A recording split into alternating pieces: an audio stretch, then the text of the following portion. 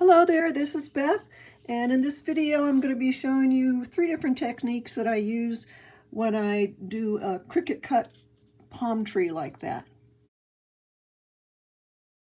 Alright, the first technique that you see me do a lot actually is taking the branch here. It just starts this way, and with Lagoon ink I'm going to just brush on some texture. And in this case I decided that the palm tree would catch the light on the top of the little branch. So that's why I kept it light here at the top and then darker on the edges. The other thing about this is I started with a mint colored piece of paper and I edged it with Lagoon just to get a darker shade. Very nice. The next technique that I do is, I call it just painting with a stamp. The actual stamp is like your paintbrush.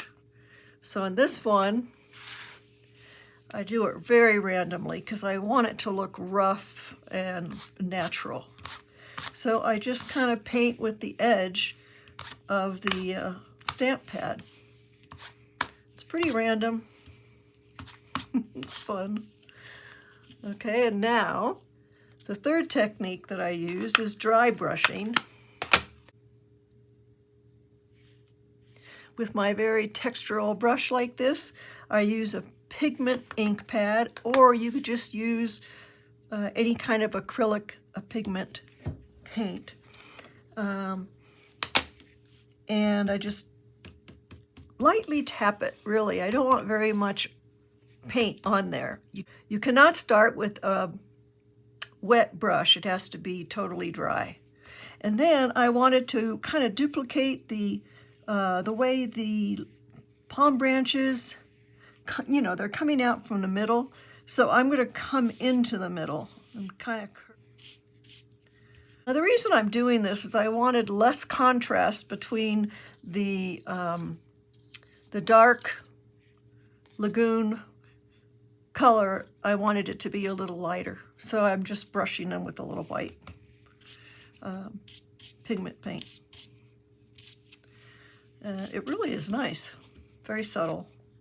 I made a copy of the Cricut layout, design space layout, and I'm kind of cheating and looking on that to know where things go.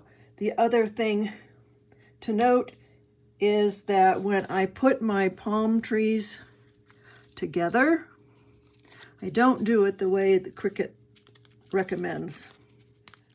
Cricut would tell you to line up the Lagoon piece on top of the brown piece exactly. Well, I like it to look more random, so that's why that's offset. And I do the same with these light pieces, because again, Cricut would suggest that you put it exactly on the piece that's underneath that matches it. I don't do it that way. I find where that piece is and just offset it a little bit so that I'm filling in little spaces like that. If you look carefully on here, you can kind of see that everything is offset.